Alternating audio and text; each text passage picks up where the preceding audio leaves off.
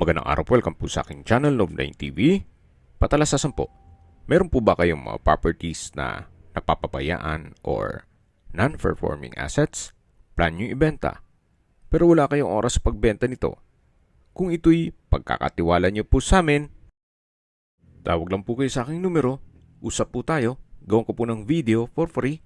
Yes, libre po, wala po kayong babayaran. Tutulungan pa namin kayong mabenta ang inyong property.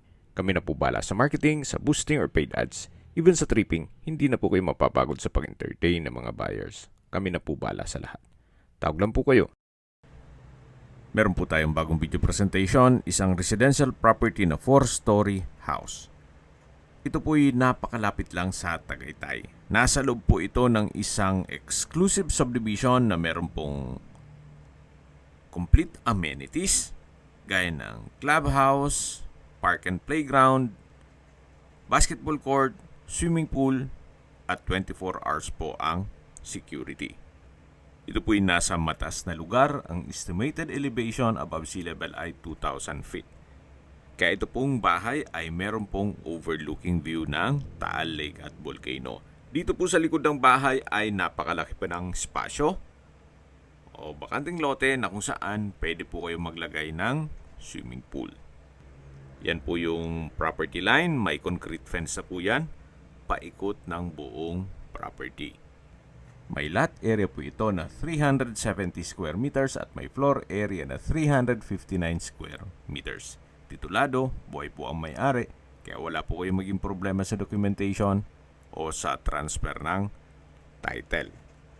Dito po sa ground floor ay yung dining area, formal kitchen, may receiving area, at tungkol naman po sa mga kagamitan, pwede daw pong pag-usapan ni owner. Pero sa ngayon, lahat pong furnishings ay hindi po kasama sa magiging presyo nito.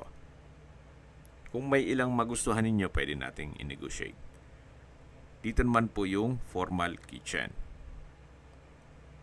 May kitchen countertop, gas range, range hood, kitchen window, wall-mounted kitchen cabinets, at storage ng kitchen utensils. Meron din pong kitchen drawer. Ito naman po yung maid's room. Sa ngayon, ginawa po nilang stock room. Katabi lang po nito yung under stairs na pantry or storage na kung saan dito na rin po yung mga circuit breaker. May wooden shelves, then tile flooring at may ilaw na rin po dito. Marami din po kayong pwedeng mailagay na kagamitan dyan. Then naka wooden door din po. Ito po yung hagdan. Mamaya po akyat tayo dyan. Yan po yung receiving area. Then dito naman po yung common toilet and bath, na kung saan ito yung naka-tile bathroom wall. May shower curtain, hand wash basin, water closet with bidet, at may bathroom window. Ito po ulit yung dining area. May ceiling fan. Then sa dulo po yung access door papunta sa likod ng bahay. Yan po yung countertop. At ito naman po yung access door na papunta na dito sa dirty kitchen o service area. Naka-tile flooring at naka-enclose po yan.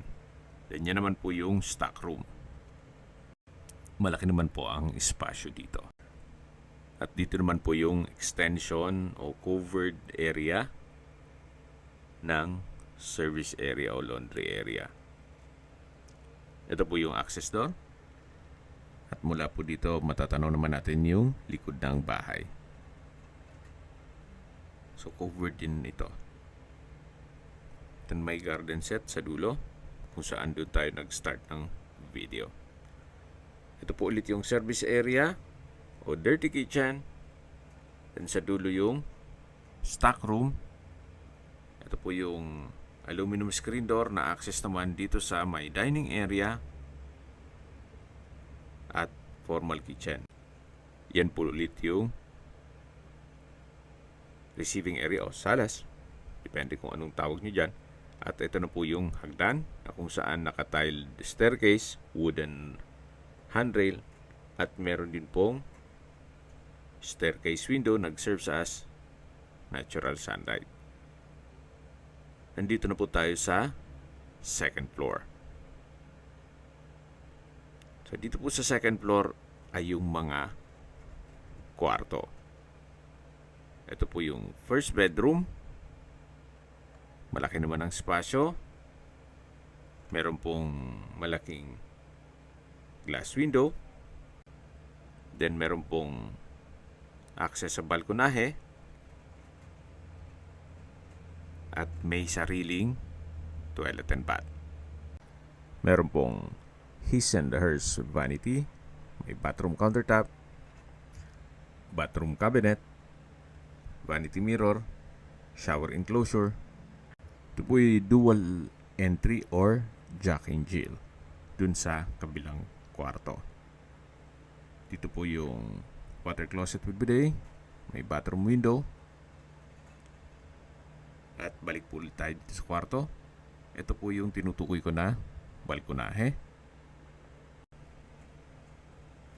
Yan po yung property line. Then meron lang pong dahon ng palm tree dito. Pero matatanaw naman yung likod ng bahay. Balik po tayo dito sa kwarto. Meron pong wardrobe. May ceiling fan. Sa pintura ng ceiling at wall, kung hindi naman maselan, pwede pa po. Maayos pa po siya. Then mayroon na rin po palang window type aircon. Ito naman po yung kabilang kwarto.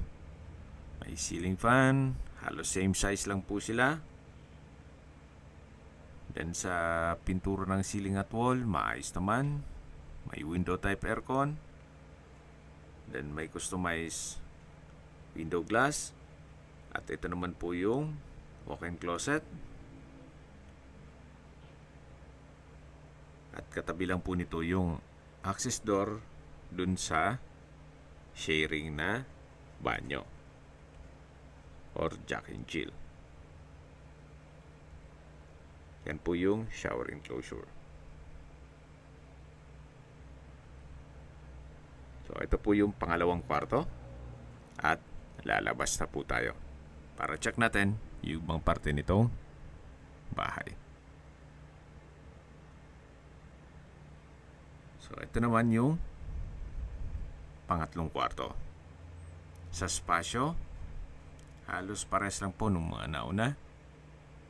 Then meron pong window type aircon, then glass window, at may sariling toilet and bath. Yan po yung pangatlong kwarto. Halos to maximize po nila yung space kasi dito sa dulo ay ginawa nilang walk-in closet na meron pong mga wooden rack. Dito po sa second floor ay meron pong tatlong kwarto. Matatanong natin yung hagdan at akyat po tayo. Samahan niyo po ako. Meron po ulit staircase window.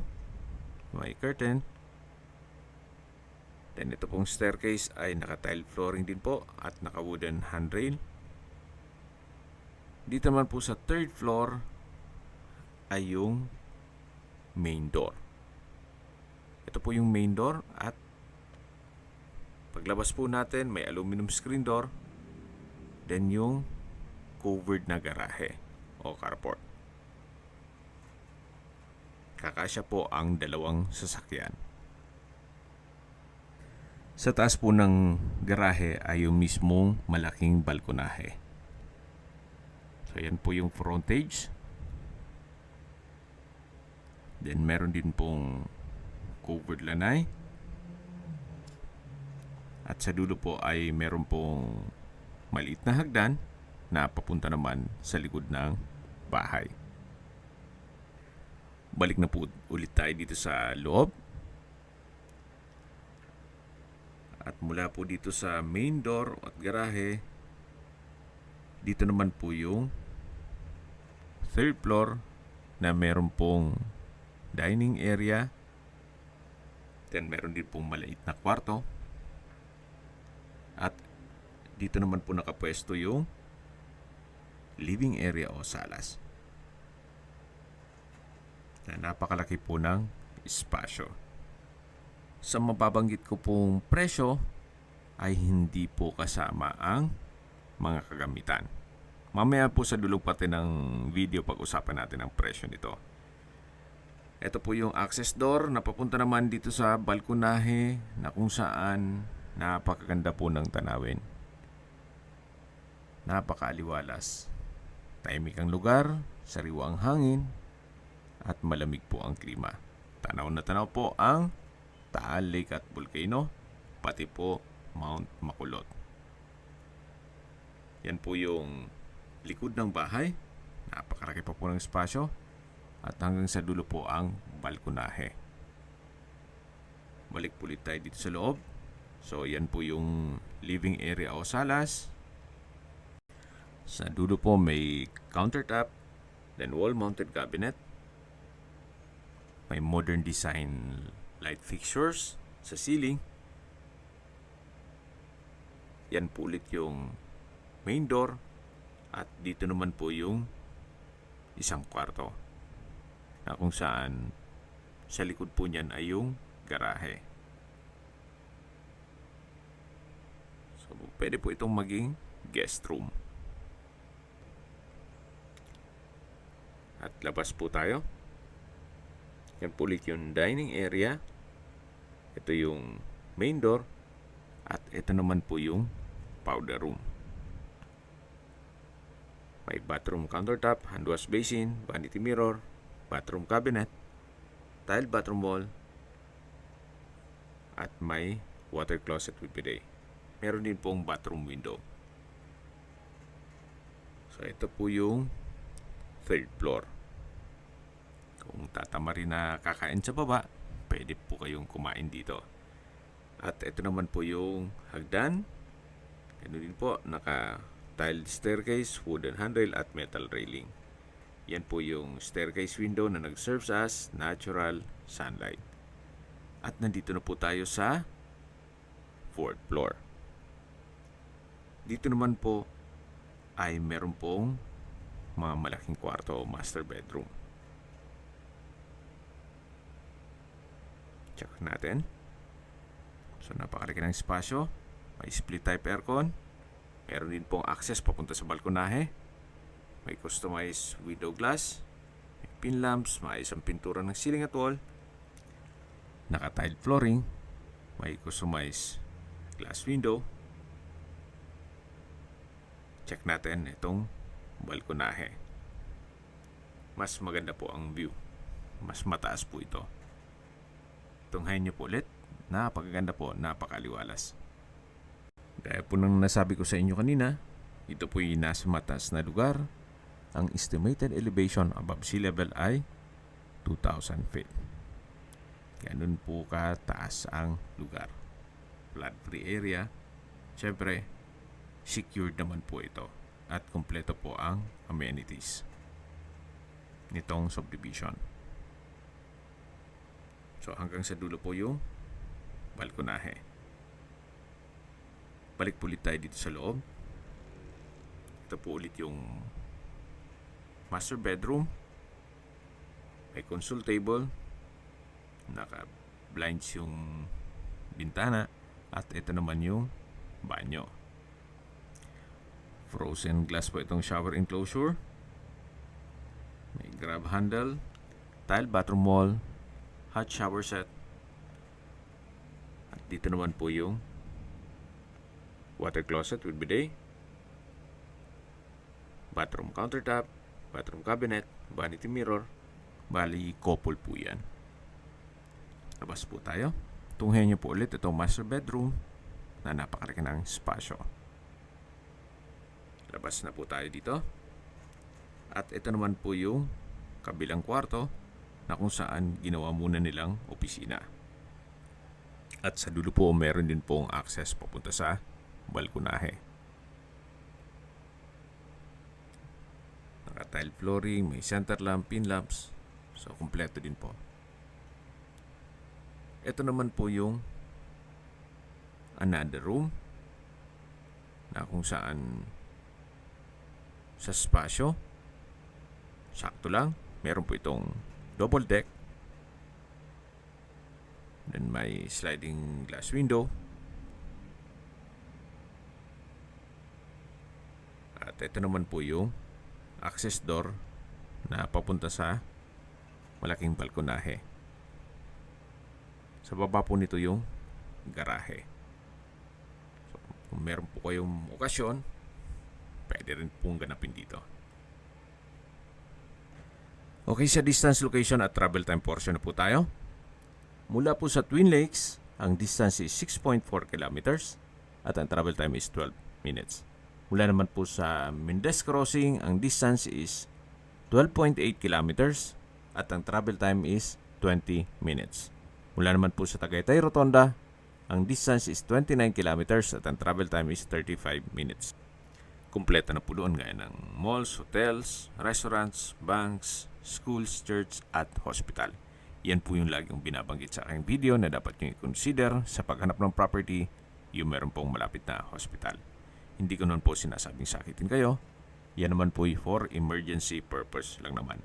At mula naman po sa Manila o sa airport, ang distance is 76 kilometers at ang travel time is 2 hours and 28 minutes. Okay, sa presyo na po tayo. Binebenta po ito ni owner sa halagang 19 million pesos net. Ibig mong sabihin, si buyer na po ang sasagot sa lahat ng taxes at expenses with regard to documentation. Ulitin ko lang po, ito po ay located sa isang exclusive subdivision na malapit sa Tagaytay na meron pong 24-hour security at kompleto ang amenities. May lot area po ito na 370 square meters at may floor area na 359 square meters. Tungkol naman po sa dokumento nito, ito po'y titulado, buhay po ang may-ari, kaya wala po kayong maging problema sa documentation o sa transfer ng title. May 6 bedrooms, 4 toilet and bath, 4-story at nasa loob ng isang exclusive community. Kung may mga katanungan po kayo, tawag lang po kayo sa aking numero. At sa mga kababayan naman natin nasa ibang bansa, meron po akong WhatsApp, Viber at Telegram. Same number lang po, 0917-316-3399. Sa mga nagtatanong naman po ng aming Facebook, meron po aming Facebook page na Nov9TV at Facebook Real Video. Meron din pong TikTok at Instagram. May ibang YouTube channel po kami, the Nov9TV channel, Nov9TV Listings, Nov9TV On The Spot, Nov9TV Updates, at Nov9TV House Rental. Sana po naibigyan nyo ang video presentation. Paki-like and subscribe na lang po sa aking channel para ma-update din po kayo sa aking future listings. Kung sakali po hanap nyo yung mas malaking sukat ng lupa, meron din po kami ibang listings na pwede nyong pagpilian. Huwag po kayong mag-atubiling tumawag sa amin. Then, let us know your budget para malaman namin kung anong property pwede naming ilog sa inyo. Sa lahat pong viewers, subscriber at nagtiwala po sa amin, salamat po sa suporta. Ingat po kayo lagi at yung pamilya. Maraming salamat po.